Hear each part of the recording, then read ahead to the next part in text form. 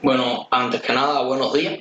Agradecerle la oportunidad de compartir y debatir sobre una especialidad tan compleja y tan novedosa como es el caso de la ciberseguridad.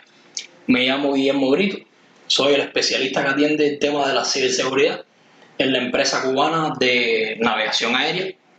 Actualmente soy miembro del Grupo Mundial de Ciberseguridad Operacional, que es un organismo que estudia los fenómenos de ciberseguridad que de alguna manera pueden interrumpir las operaciones aeroportuarias y aeronáuticas en este caso, y investigo temas relacionados a la gestión de riesgos y la resiliencia en infraestructuras críticas. Las propuestas que les traigo es ciberseguridad en infraestructuras críticas, perspectivas desde un marco de trabajo. Bueno, ¿qué son las infraestructuras críticas? Hablamos de redes, tecnologías e instalaciones cuya interrupción o destrucción tiene una repercusión importante en la salud, la economía y el eficaz funcionamiento de los gobiernos. Este concepto aparece en Cuba recientemente en el Decreto Ley 370 del 2018 como aquellas que soportan los componentes, procesos y servicios esenciales que garantizan las funciones y la seguridad de los sectores estratégicos de la economía y la seguridad y defensa nacional. España incluye además el término que estas infraestructuras estratégicas y su funcionamiento son indispensables. Hasta ahí estamos de acuerdo. Pero además que no permiten soluciones alternativas. ¿Dónde se encuentran habitualmente estas infraestructuras? Comunicaciones, bancarios, transporte y, por supuesto, ustedes, las infraestructuras críticas energéticas. Eso hace que uno haga la siguiente pregunta. ¿Son ciberatacadas las infraestructuras críticas energéticas? Y a partir de ahí hay todo un grupo de ciberataques, comenzando con el Stuxnet, que es posiblemente el ciberataque más famoso de todos los tiempos, donde se atacó un sistema SCADA en una planta nuclear iraní. ¿Por qué tocar el tema de una planta nuclear cuando nosotros trabajamos principalmente el caso del petróleo? Porque utilizan sistemas SCADA que son muy similares. Hay un concepto erróneo de que los SCADA son invulnerables o no son ciberatacados. Es todo lo contrario. Los SCADA no están pensados para ser protegidos porque están pensados para trabajar completamente aislados, pero estamos teniendo una revolución en comunicaciones que permite que entonces todos estos equipos, que además se encuentran en lugares remotos, puedan conectarse, incluso gestionarse mediante la red. El caso reciente más famoso es el de la petroquímica que fue atacada en Arabia Saudita, que afectó mucho y estuvo varios días detenida. Si lo miramos tan solo en el año pasado, Pemex, la petrolera mexicana, sufrió cerca de un 20% de pérdida de sus máquinas por un ransomware. ¿Qué pasó? Le encriptaron sus discos duros, su conocimiento y su posibilidad también de gestionar sus equipamientos a través de la red. En el 2018 tenemos un ciberataque por ransomware también a la petrolera Saipem italiana. Si lo miramos desde un punto de vista global, tenemos que solo en el sector energético los ciberataques en el primer semestre del 2019 cerraron con un aumento del 41%. Segunda vez, las redes y las organizaciones que tienen que ver con energía son las segundas más atacadas. Los gobiernos, la banca, y como ven en la segunda gráfica, son atacadas a diferentes niveles, desde control básico, donde pudiera estar una red operacional de una empresa, dígase la secretaria, los sistemas económicos, el correo y el internet, hasta el control avanzado, donde están entonces los servidores y los servicios que soportan estas operaciones, la infraestructura SCADA, el control de procesos y la infraestructura de comunicaciones. ¿Qué tipo de ataques hemos tenido? Lo muestra la tercera gráfica. Absolutamente todos. Ataques dirigidos, malware, ataques de negación de servicio, que en nuestros casos, que tenemos unas infraestructuras críticas distribuidas, son extremadamente peligrosos. Ataques de intrusión, compromiso de la información, fraude y violación de normas. Pero, ¿cómo somos ciberatacados? Los ciberataques tienen 7 fases. Primero, reconocimiento. ¿De qué hablamos? Búsqueda de información, conocer la superficie de ataque. Vamos a conocer a los usuarios, qué nos gusta, qué vemos, qué subimos en redes sociales, cuál es el nombre de dominio de nuestra empresa, qué información pone en nuestra página web, cuál es nuestra IP pública y sobre todo, y muy importante, qué malas prácticas utilizamos. La naturaleza misma del sector energético, los objetivos de alto valor y los sensores y dispositivos distribuidos en múltiples sitios brindan una gran superficie de ataque. Es posible ciberatacar cualquier punto en la red. Y cuando hablo de la red, no hablo de cualquier punto conectado a internet. Hablo de cualquier punto que pueda ser accesible vía red por absolutamente cualquier protocolo. A partir de ahí empiezan las fases 2 y 3, preparación y distribución. Y me gusta la diapositiva que puse porque podemos empezar por un virus introducido en una memoria que hoy detectó el Kaspersky, y sé que tu Kaspersky lo detecta, hasta que encuentres ese virus que tu Kaspersky no detecta y usted está penetrado.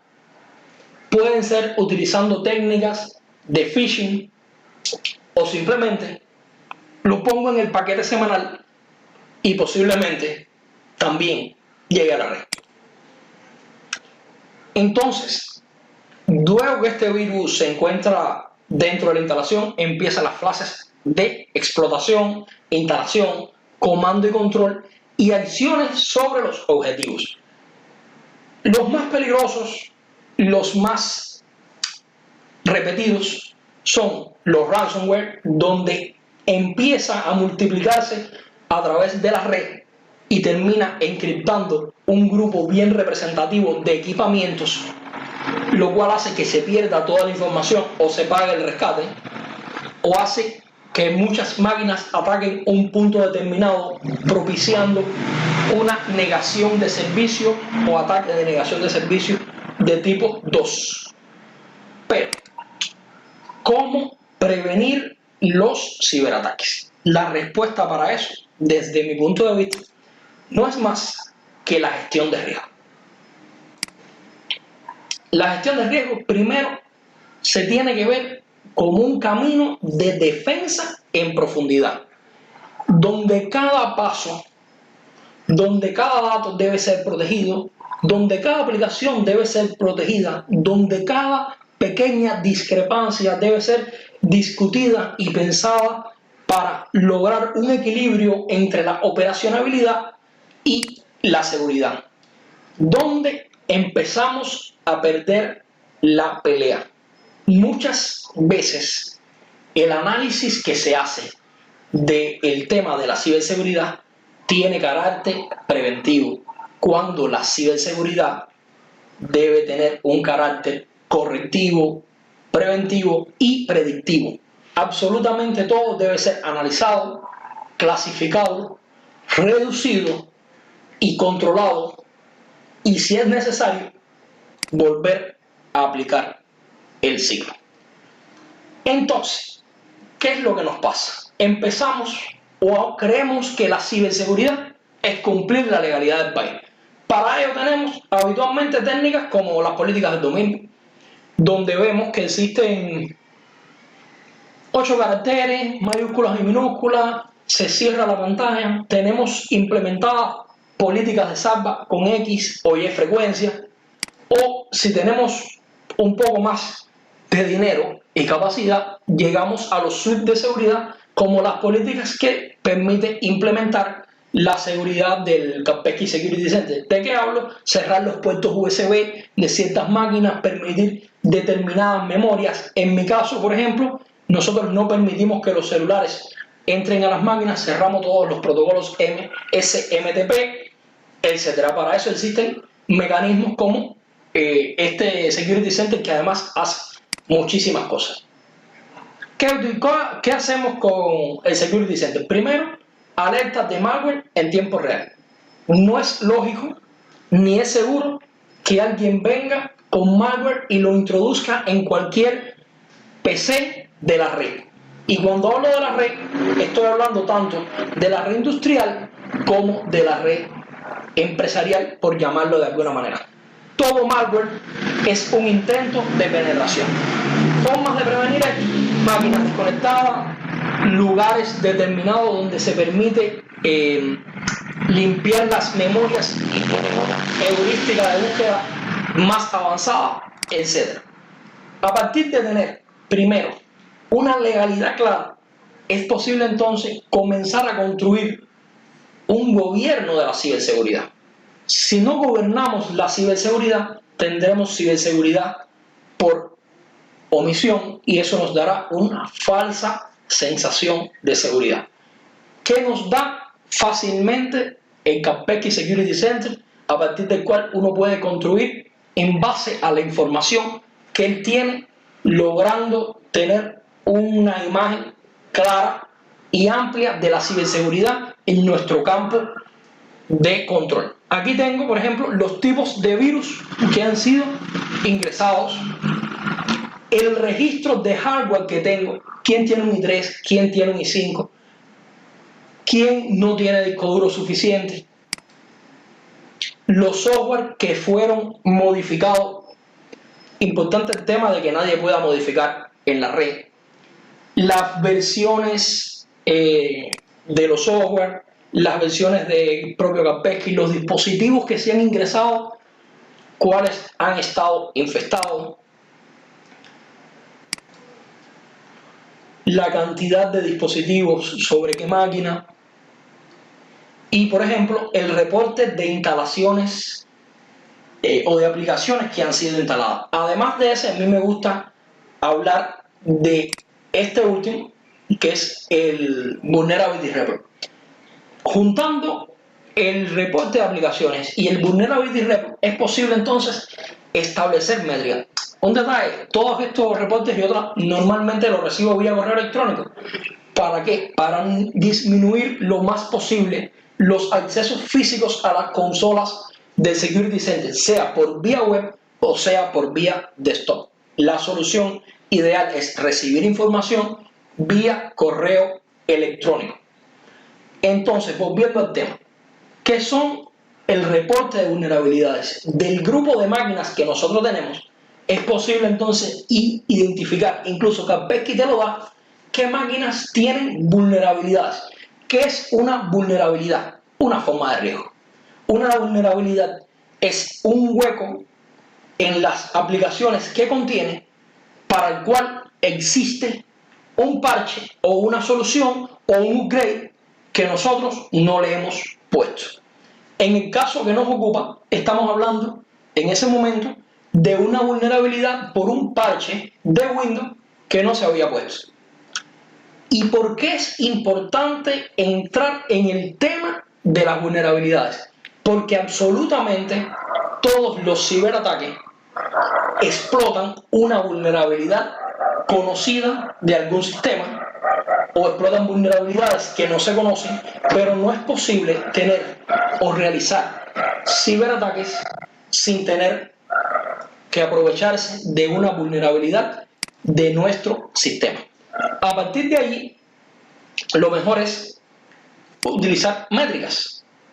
Para estas métricas, lo primero es darnos cuenta de que no existen sistemas 100% seguros. Como ven en la figura de la derecha, ahí están los mayores productores de software y absolutamente todos tienen vulnerabilidades. No existen conceptos como que yo uso software libre y por lo tanto no tengo vulnerabilidades ni cojo virus. Como ven, el 8 es Debian, el 9 es Red Hat, el 10 es Linux, el 11 es Mozilla, el 4 es Google y lástima que no se vea, pero el 20 es PHP. Y tenemos por ahí que el 16 es Apache, que son sistemas libres de los más usados del mundo y sí, tienen vulnerabilidades. Con eso, no decimos que estos software o que estos sistemas deban ser dejados de utilizar. No, decimos que las vulnerabilidades que no podamos gestionar apropiadamente deben tener medidas correctivas y deben ser asumidos ¿por quién? Por la dirección, porque ellos son los responsables de la ciberseguridad de nuestro sistema. Disminuyendo estas vulnerabilidades conocidas, tenemos solucionado el 80% del problema y podríamos entonces sentarnos en el otro 20% que hablamos de vulnerabilidades un poco más difíciles. En la primera etapa, en mi caso, comencé a partir de que yo tengo una red descentralizada grande, comencé a gestionar la cantidad de vulnerabilidades que se me quedaban de un mes hacia otro. Y en varios meses logré llegar a puntos aceptables donde absolutamente todas las vulnerabilidades que me reportaba el Kaspersky estaban justificadas y debían ser asumidas. Teniendo solucionado entonces el problema de las vulnerabilidades solubles, entonces podemos preocuparnos por hacer una seguridad superior y más madura. ¿Cuál es la segunda? Las vulnerabilidades que existen en sistemas críticos o sistemas que no se le puede poner antivirus o que por lo tanto no tenemos claridad qué vulnerabilidades tienen. ¿Qué sistemas no tienen el hardware necesario o tienen un hardware que está próximo a la obsolescencia? Los canales de transmisión, qué tan seguros los tenemos, el tema del cifrado, estrategias de protección física integral y, por ponerle un ejemplo, qué nivel de seguridad le estamos agregando a nuestro equipamiento perimetral. Mi experiencia es que muchas veces los routers, switches que usamos en el perímetro de nuestra red tienen por sí mismos la posibilidad de habilitarles un grupo grande de, vamos a decir, mecanismos y heurísticas para prevenir ataques. Esto habitualmente no se usa y mañana nos puede sacar de un buen aprieto. ¿Cómo trabajo el tema de los riesgos?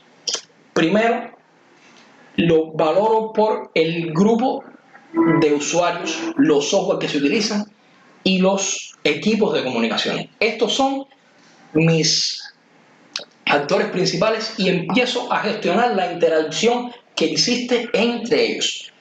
Esta interacción es la que analizo. ¿Por qué? Porque no podemos quedarnos, que también es un error que se repite mucho, en el tema de analizar el riesgo que tiene Windows, el riesgo que tiene Office y no estamos analizando el riesgo que tiene un sistema al que yo le permito subir ficheros.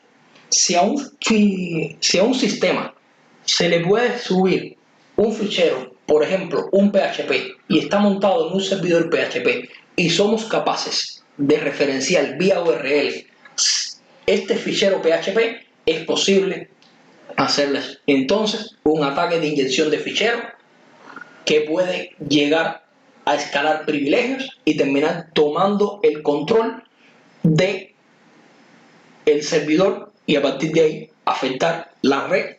Esos ataques son conocidos, están en la metodología OWASP del año pasado como uno de los 10 más utilizados. A partir de ahí yo establecí un grupo de controles de seguridad informática, donde basándonos en la legalidad y basándonos en las reglas que nosotros como entidad nos pusimos para dominar el tema, lo que veníamos llamando una gobernanza de la ciberseguridad, comenzamos entonces a ver qué tenemos que controlar desde el punto de vista documental, qué trazas tenemos, cómo cuidamos nuestros nodos, qué tanto control de hardware tenemos el control de los permisos, quién puede llegar a dónde, qué puede hacer, qué aplicación puede tener, quién puede instalar, control de las salvas, control de los mantenimientos, control de los sistemas críticos, control de las configuraciones, control del malware y algunos controles específicos netos de la especialidad. A partir de ahí comenzamos a gestionar los riesgos y las no conformidades, porque como les decía, este marco de trabajo es perfectamente compatible con ISO 9001. Como se ve a la derecha, está basado en ISO 27000 COVID y INIS, que son framework y sistemas de gestión de la seguridad informática internacionalmente reconocidos, donde nosotros identificamos un problema, lo clasificamos como no conformidad o como riesgos y utilizamos el mismo sistema de gestión de la calidad para reducir aquellos riesgos, digamos, desde el punto de vista de inversiones o desde el punto de vista que requiera intervenir algo que está por encima de nuestra capacidad de decisión. Lo utilizamos para eso el sistema de gestión de la calidad. Si nosotros lo podemos solucionar, entonces lo reducimos utilizando el sistema de lo que vendría siendo control interno o de gestión de riesgo. Esto permite que absolutamente siempre haya una mejora en la ciberseguridad de la infraestructura. Entonces, a partir de ahí se acaba lo que vendría siendo correctivo y entonces tenemos que empezar a ver la gestión de riesgo o la ciberseguridad como un pensamiento estratégico. Todo es en dependencia de a qué nivel queremos llevar nuestra seguridad. Si queremos evitar el cibervandalismo, si queremos evitar el cibercrimen, si queremos evitar que seamos cibervigilados, ciberespiados o que se nos hagan ciberguerra, tenemos que ir asegurando lo que de alguna manera fui estableciendo en rojo como políticas de ciberpreparación. En el caso de las infraestructuras críticas, yo pienso que debemos estar profundamente preparados. Hasta el 2030, digamos, como se lleva el tema de la estrategia en Cuba, hablar de fortalecer las defensas perimetrales, de reducir los riesgos, de la validación de ciberseguridad de los desarrollos que tengamos, de la protección de datos, encriptación de los datos, la firma digital, establecer sistemas de monitoreo, hasta llegar a un punto donde las defensas de nuestra infraestructura sean automáticas y ayuden a la resiliencia de la empresa. Todo esto certificado.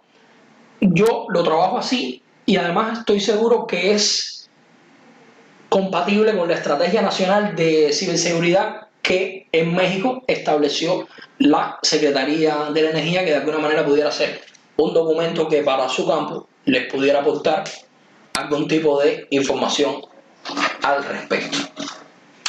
Pero ¿qué es eso que hablaba de la resiliencia?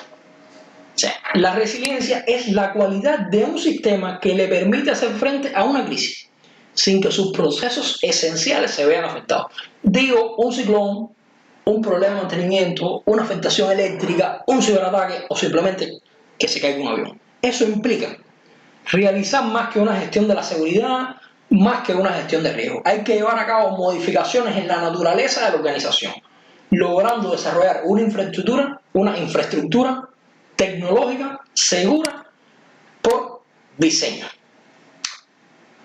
¿Por qué hay que hacerlo?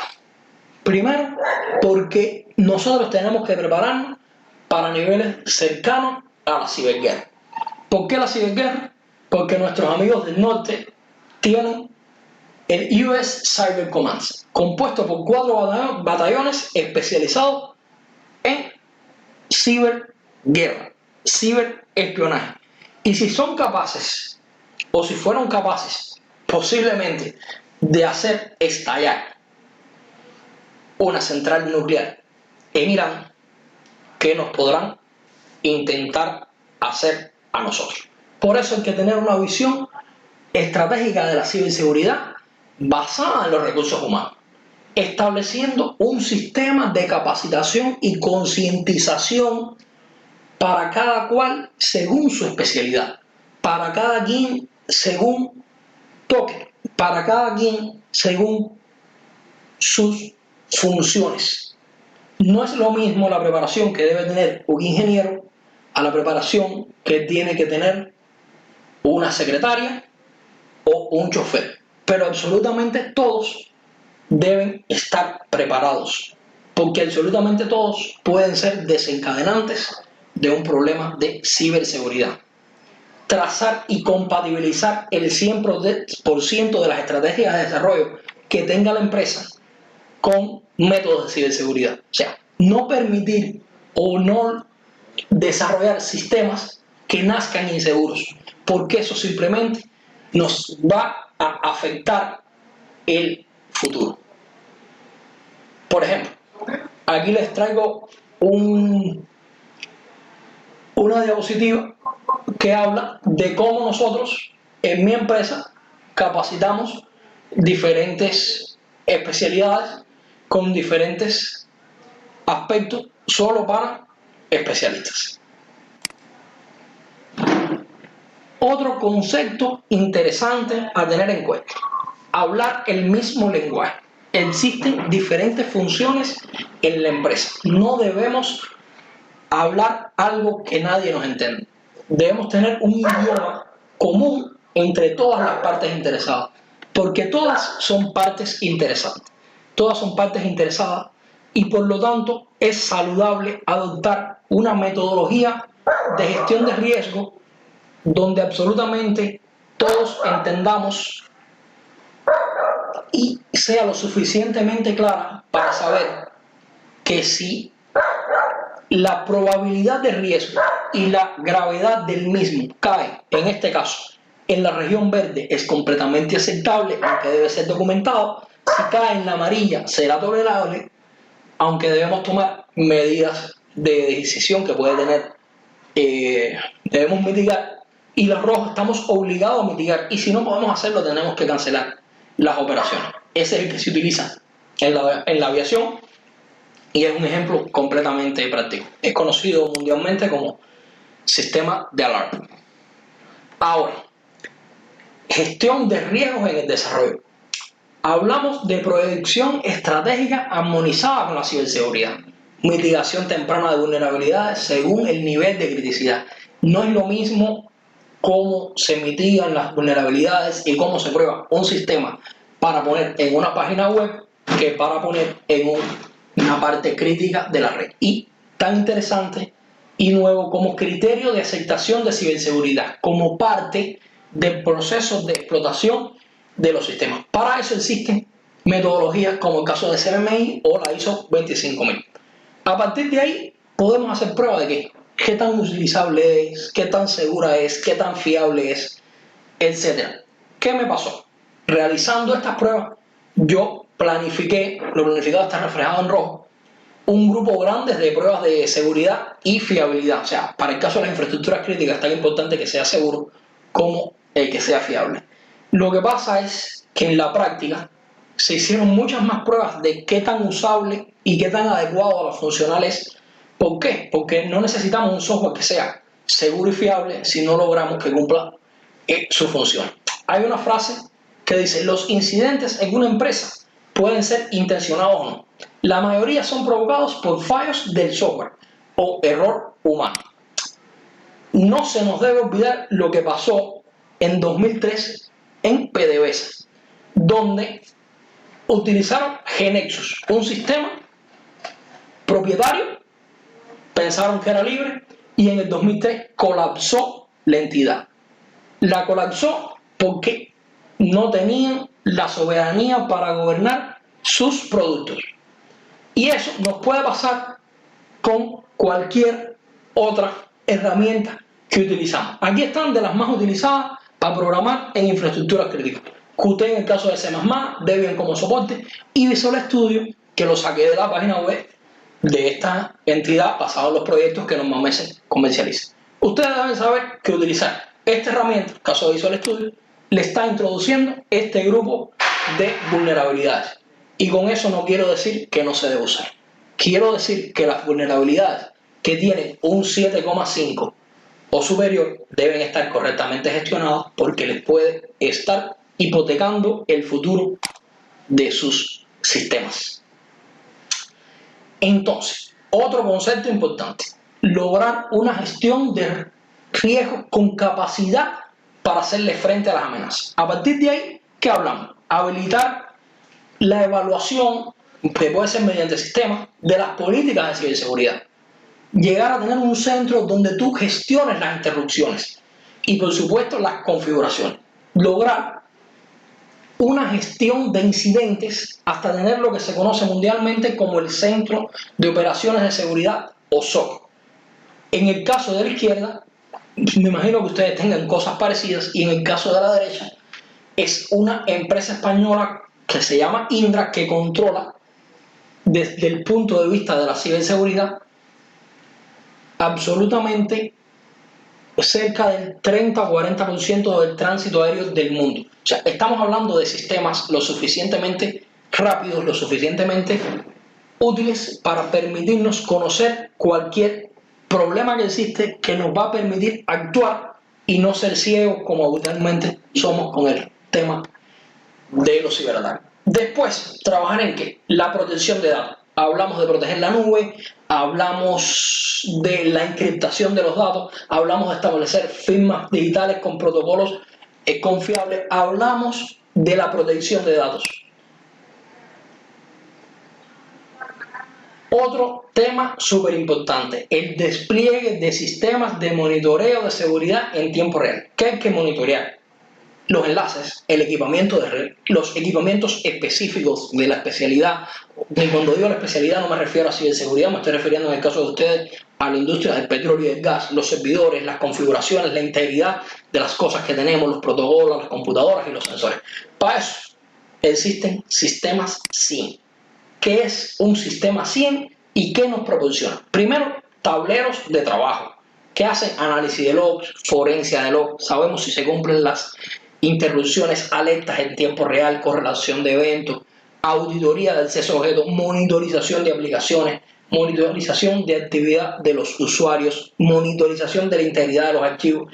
El caso que yo propongo habitualmente es Alienbaulo SIEM, es un SIEM basado en software libre que permite además detección de anomalías por MAC, donde entonces va a ser difícil que alguien nuevo se nos acerque a la red, detección pasiva de sistemas, descubrimiento de vulnerabilidades y correlación cruzada de eventos, detección de IDS, que significa detección de introducción de acceso, correlación de información sobre diferentes usuarios, monitorea host, es compatible con Nagio, es compatible con una serie de cosas. Entre las cosas que son compatibles, es perfectamente compatible con Kaspersky Security Center, con cualquier virtualizador, y además monitorea cómo están funcionando los FTP y los SSH, por donde habitualmente controlamos nuestros servidores. Entonces, otro concepto, capacidad de ser independiente. Habitualmente la ciberseguridad no es más que un servicio que se le pega a otro servidor.